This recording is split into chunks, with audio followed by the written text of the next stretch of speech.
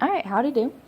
So, our biggest thing is we need to ask what your opinion is on what is the biggest issue concerning your classroom. And there are a lot of different issues that other teachers have had, so we're getting the opinions of all the teachers.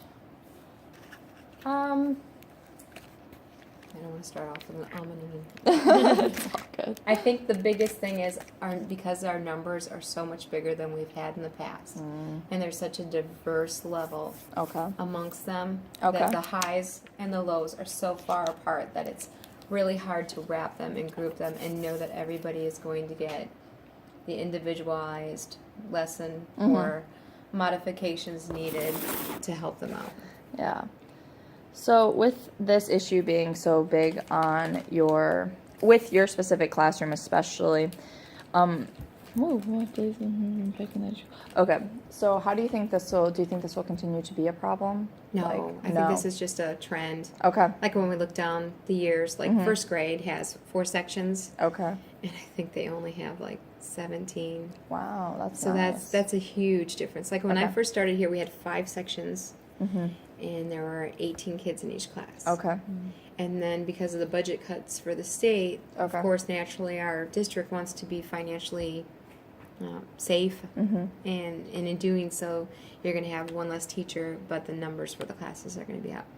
Okay. Did any of it have to do with transitioning from Washington?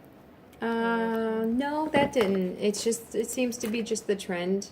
We have a lot of move-ins, and not until, Rauner, governor, he did something late in July where he released the money, but we heard that tons of people from Streeter were going to be heading our way because they were the first ones that were supposed to have schools that were shut down. Their budget wasn't even, they weren't going to even open the doors.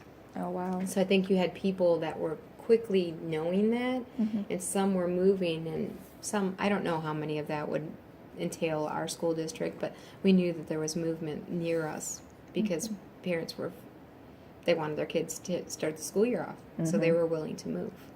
So is budget cuts going to continue to be a problem, you Yes. think? Okay. Yes.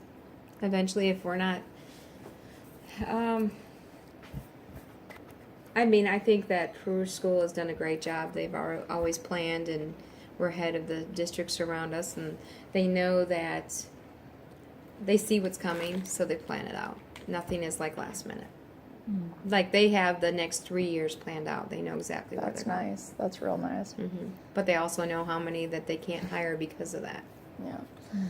So how do you think, is there any way that the schools could go about helping that budget cut? Is there any way, besides, cutting teachers, that they could plan ahead more? Or I don't think so. No? I think you're strapped. You're at the, we're low on aides.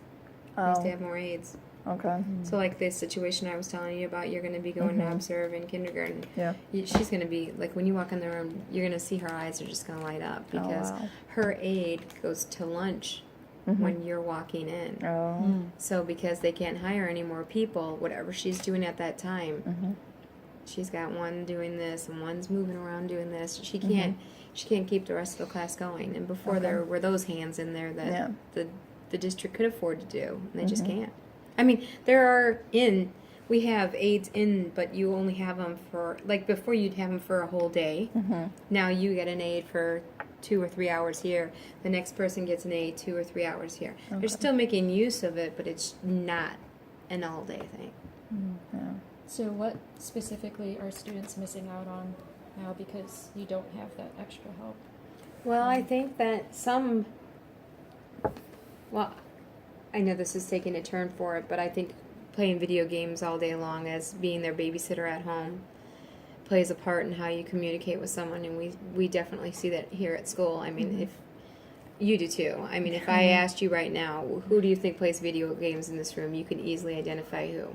The loud ones, the ones that cannot socialize, the ones that can't wait their turns. They want that immediate. And when it comes to work time, they also want you to give them that email. Oh, you're doing that? Give us a stamp, give us a star. And at 4th grade level, you can't so much. You're not going to give a sticker out for everything because when they go over to the middle school, they're not going to get a sticker for everything. Yeah. So we get to be the wonderful grade level that kind of puts a kibosh to that, where they're so used to it, even with the PBIS. Oh, you lined up. You get a, no, you're lining up because you need to line Yeah. up. So there's a point where after they're starting to get it, you still reward them now and then so that they're doing what they're supposed to do. But I ventured off. Sorry, but No, it's basically I okay. think what it comes down to is if you don't have that extra help in classroom, the teacher's still trying to give the attention to the high achievers because they deserve it as well. Yeah. And then that middle group, but somehow the bottom group tends to be your focus because they'll drive the classroom. I mean, you see it. These two Yeah. will drive the classroom.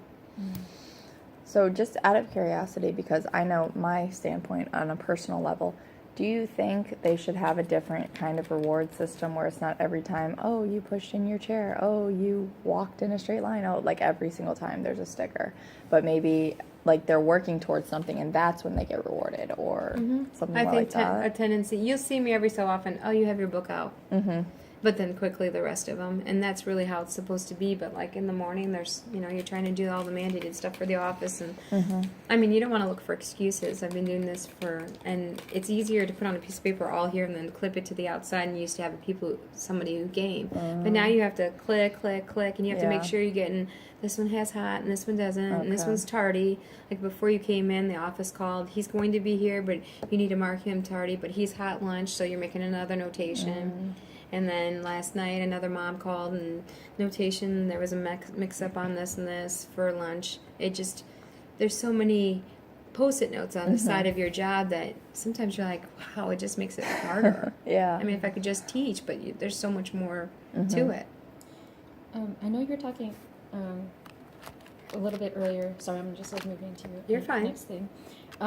You said that you didn't have like enough textbooks, so you had to even give up your own copies. So like, is that part of the same problem? You think, like also the budget cuts? Or? Yes, I think at last minute they thought, oh, we'll be fine.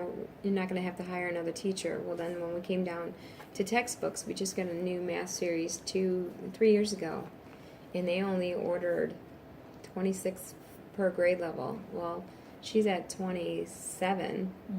So the extra one that I had for planning, we gave to her. So when you saw me this morning writing down, I was grabbing a book inside here. I could have done a teacher's manual. Don't get me wrong, but I'm kind of old school, and that's how I've done it. So that's how I like to do it. I'll come in the morning and just fill in the blanks. I know where I'm going. It's just I like to be detailed for the pages, and I needed the textbook. Like the teacher's manual would have it too, but I keep that here to teach. So, yeah, it puts a pickle in it, but at the same time, with our new math series, we don't send the textbooks home every night. So to have them is wonderful, but they don't go home with them every night either. So it's like we're saying we have to have them, and they're in their poor desks that are jammed shut with textbooks, but they don't take them home either. So we have this new software system that parents can go into, and they can figure out what's going on in the lesson as well. Do you think there are any other resources that would make that you don't have right now that would make both their learning experience better, but also like your job a little bit easier? I would have said that before the smart boards. The smart boards make life so much easier. Yes. I mean, once we get things going, I mean, a visual and when they see it, they know it's going to come out of my mind. I rely on it more so this year because I have those that need that constant reminder. Wyatt lives off of that. He waits for me to do the next click. I could say we're going to 6-minute solution. It means nothing, but when those two little heads pop up on the thing, for some reason it jolts him. So, well, you could always... No, actually, yes, we did. We didn't have laptops until August. And we kept saying, we need them as teachers, we need them as teachers. And now we have one that we can travel home with. So that docking station right there is our newest thing that they gave us. And it's a godsend because my computer crashed 2 years ago. And 2 years ago they told us they were getting them to us. And because of the money situation, they pushed it off for another year. And so last year I was on my old computer at home. And then I was doing the zip drive. And now I'm doing the Google Docs. And I'm just transferring stuff back and forth. It's so much easier. So no, our district's very good at making sure that we have what we need. That's good. So,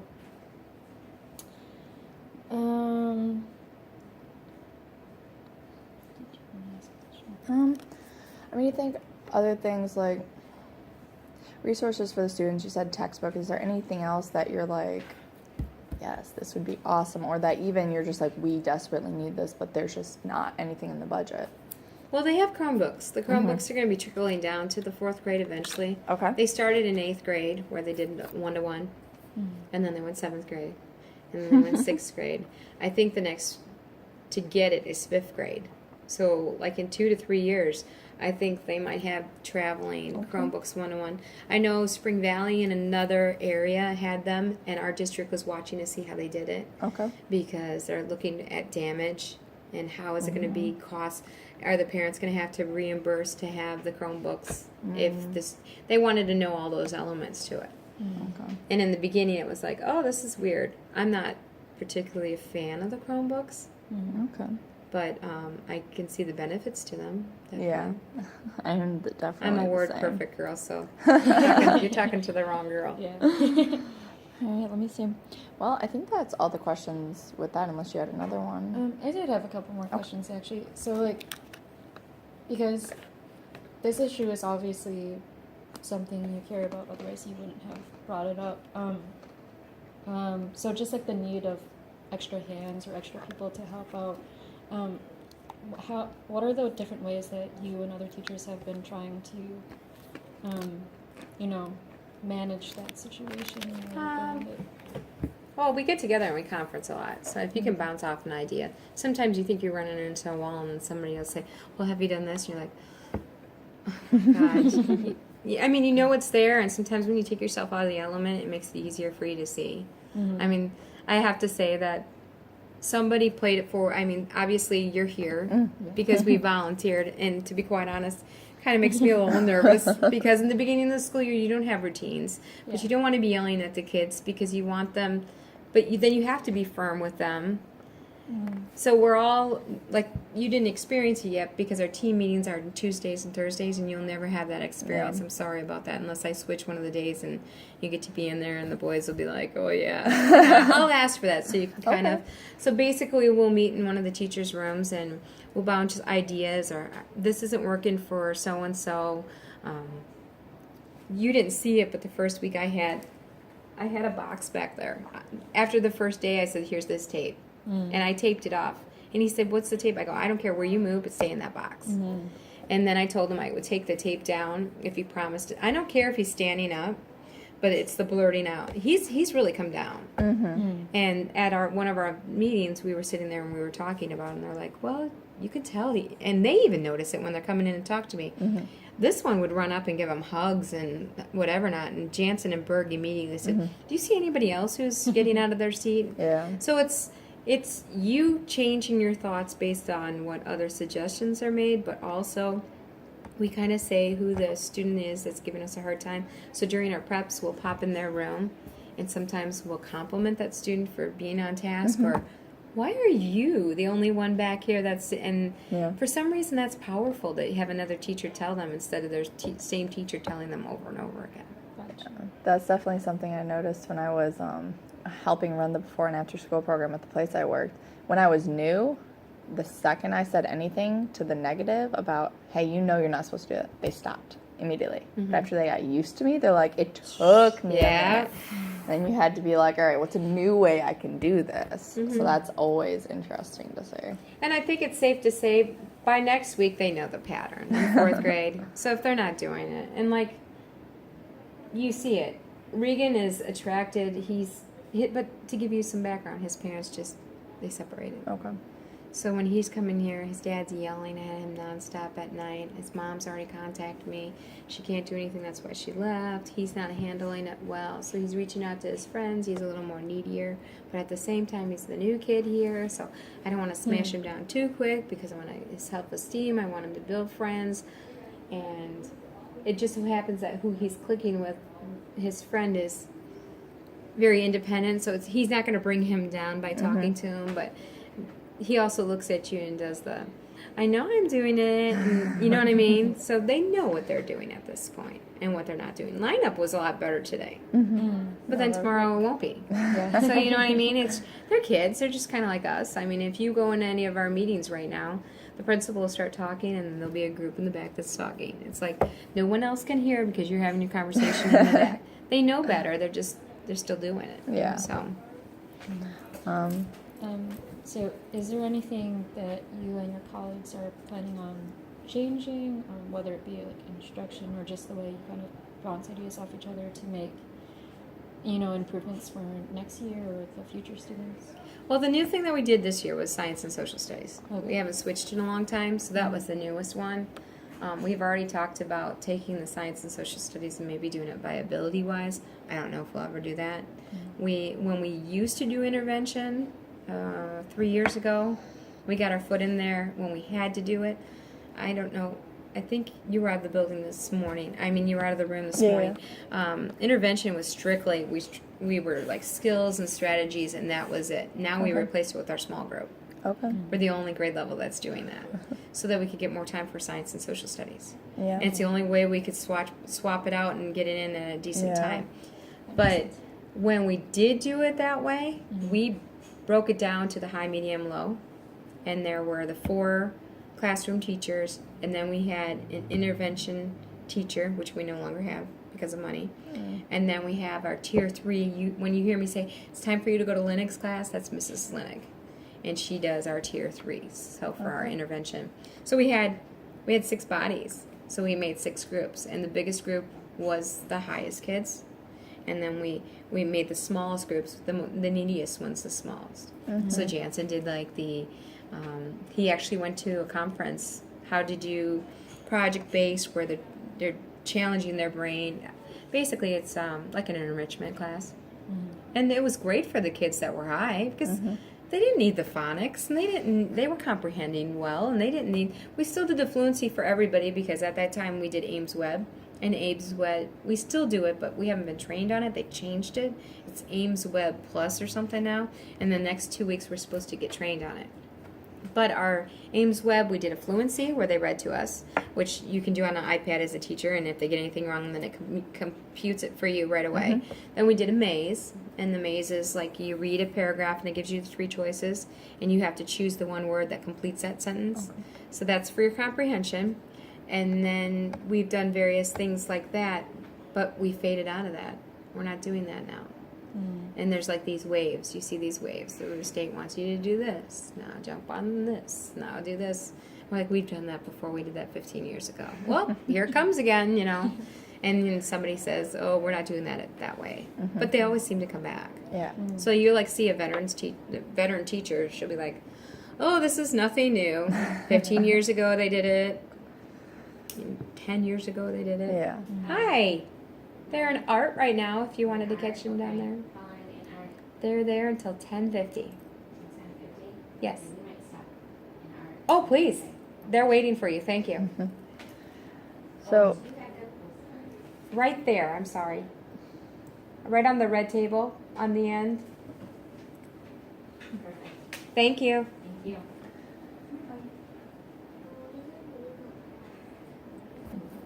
So with resources and budget being an issue, my biggest worry whenever it comes to that is programs such as ELL programs and bilingual programs getting cut, because that always, like arts and all that other stuff, that seems to be the first stuff that goes. So with that, you do have a couple of ELL students in your classroom. Has that seen an effect on them at all? Definitely. Okay. We don't have an ELL program like we did up in Rochelle, Okay. where it was full blown pull out, Yeah. and you're doing like, no, this isn't. Okay. I mean, what she's doing, thank God, Yeah. she's coming in and she's able to, and like when I need a note, she's able to help me, and like if there's.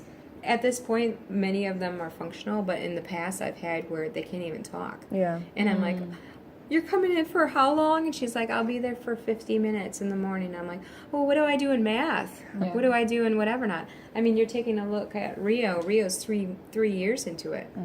But when they placed her, when she first came here, they said, there she is. Yeah. So, I mean, that's very frustrating because you're not teaching that child as much as you can, but you're not skilled at that either. Yeah. That's like, I'm not bilingual, so I don't have that ability. Yeah. So you do whatever you can. I mean, there's sometimes, you guys weren't here on Thursday, but I had the iPad out for most of the day, and I was saying a sentence and then I was saying it back, and you saw her eyes just light up. One said, "You're cute. You're a nice job working on your math. You're a little cutie." She heard that, "nice job," and then when it said "you're a little cutie," her eyes went up like big saucers, and then I've never seen the girl smile. She has teeth. And then you got a little chuckle too. She was like, and then everybody goes, "What did you say to her?" And so they're reading over my shoulder. "You call her a little cutie," and then she felt special too. So, but you can't do that every day. That just you just like you're on a routine. You have to keep to the standards, and you have to keep to the mapping that we're doing. There's a pace you have to keep, and you have to make sure that all these standards you're meeting before you send them to fifth grade. So you'd like to say that I'd like to slow down and take my time. It's not. You're go. Yeah. Because for the high, you have to make sure that they get that exposure. For the low, you're still giving them that exposure. Yeah. The high is getting it. The low is like, what? And you could be there with them for 5 weeks and they still wouldn't get it. So do you notice that your bilingual kids struggle more than your other ones? Because I know I was talking to Joshua when we were walking down the hallway on Wednesday when he was sick. And we were talking to him like, do you prefer English or Spanish? Because I always love an excuse to talk in Spanish. And he's like, I prefer Spanish. And then he started talking. I'm like, why? He's like, well, I don't know English very well. Just like that sort of like, it was interesting to see him just so like thrown out there. And then I talked to him about reading a book, Cajas de Cartón. If I brought it in, would he be interested? And he's like, well, I don't know how to read in Spanish either.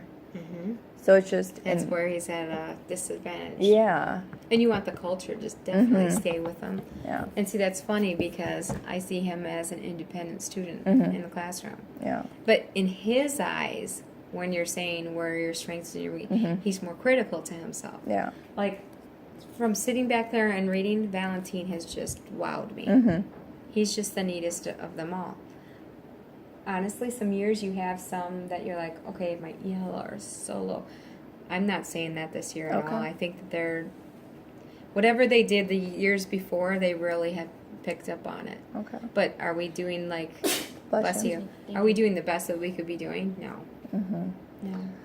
And with budget cuts, do you ever have to go out of pocket to be like, all right, my students don't have this. This would benefit them. All the time.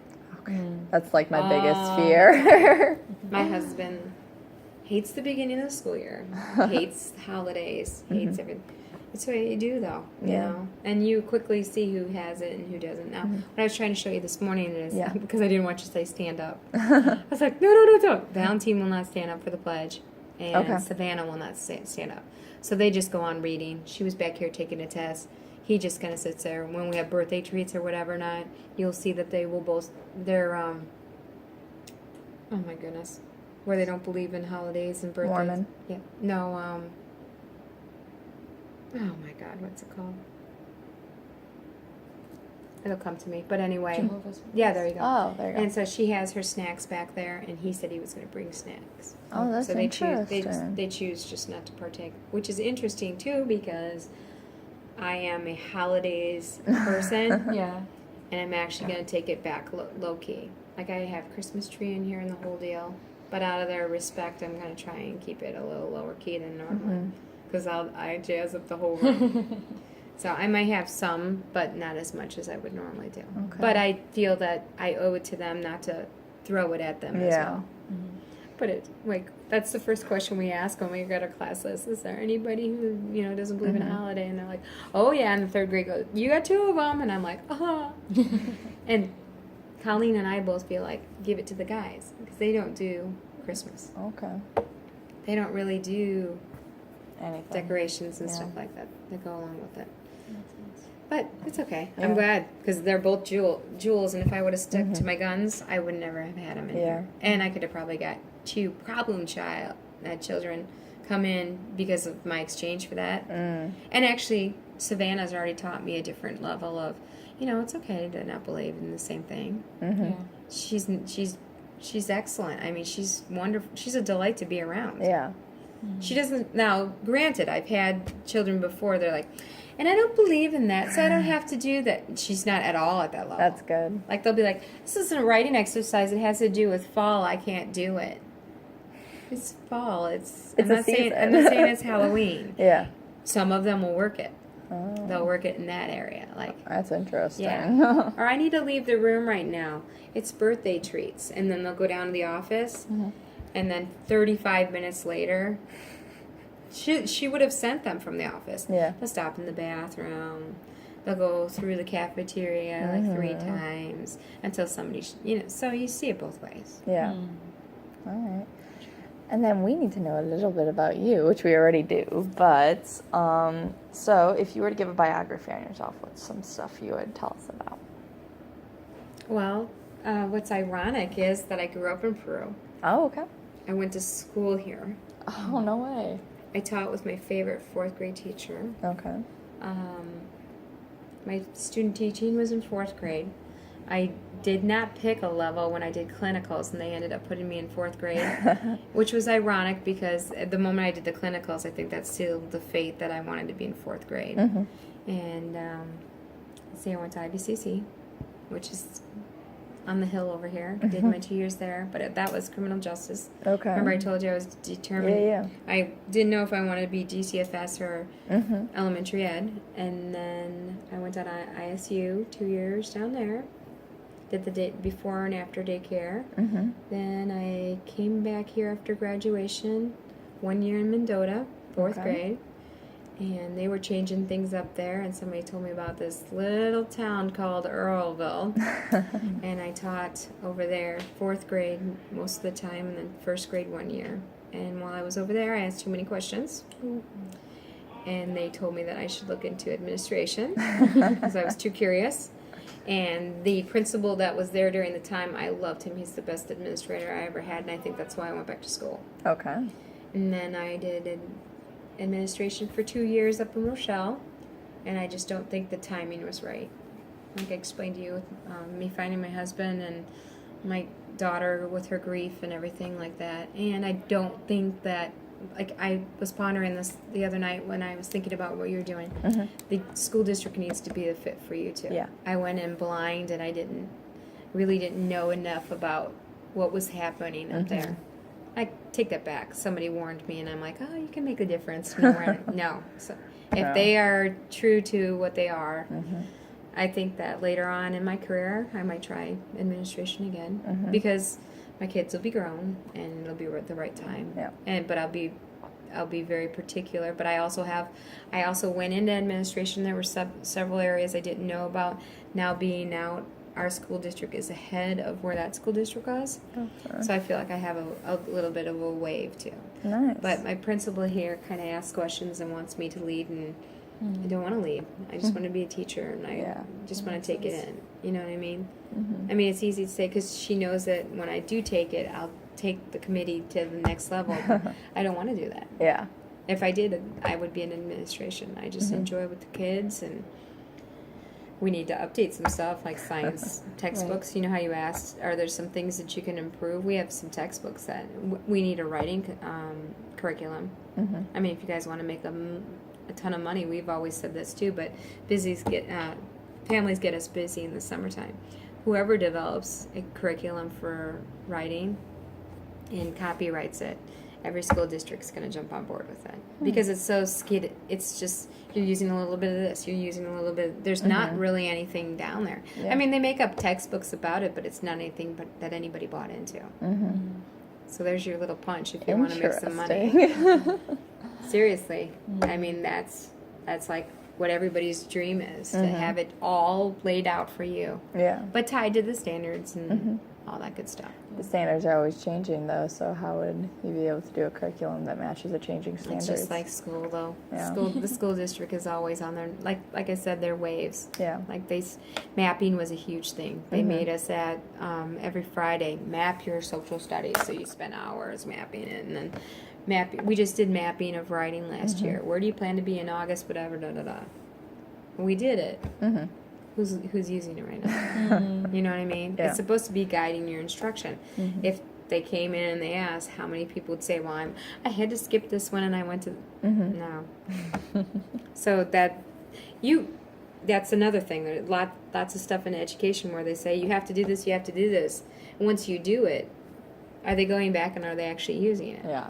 But I also think it makes you a stronger educator, because if you are going through those steps, you're going to be more aware of what you're doing when you're planning.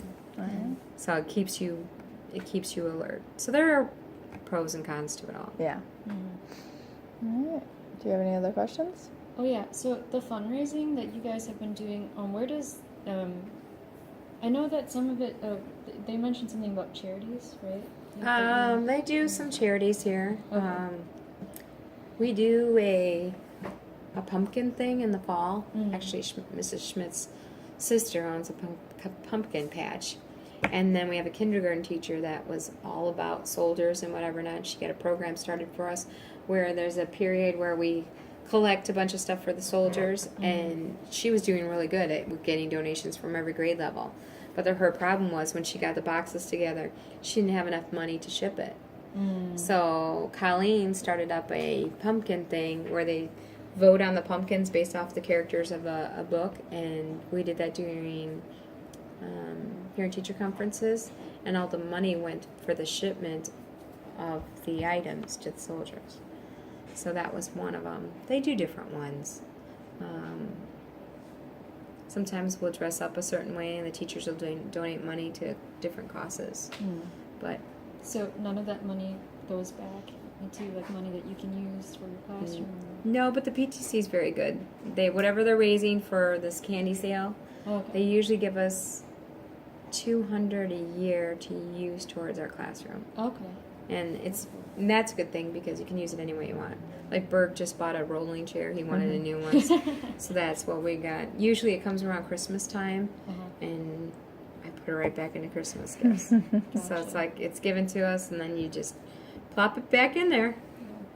But it's okay. It's all good. And then something I did see out in the hallway that I didn't notice on Wednesday that I was actually really impressed by, the pencil box thing. So when Yeah. students don't have pencils, they put a quarter in, Mhm. they turn it. I love that. That's such a great idea.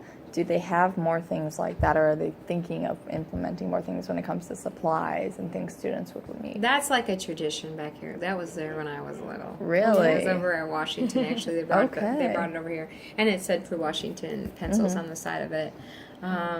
We have organizations like Target. Mm-hmm. Somebody must fill out grant money for it, and then it's given to us. So if kids don't have tennis shoes for PE, Mm-hmm. they can go to our social worker, who then will make sure that there is. Mm-hmm. Now the funny part is she gives the parents the gift cards for them to go get the shoes, or she has to go buy them and bring them to school, because you would just have parents that refuse.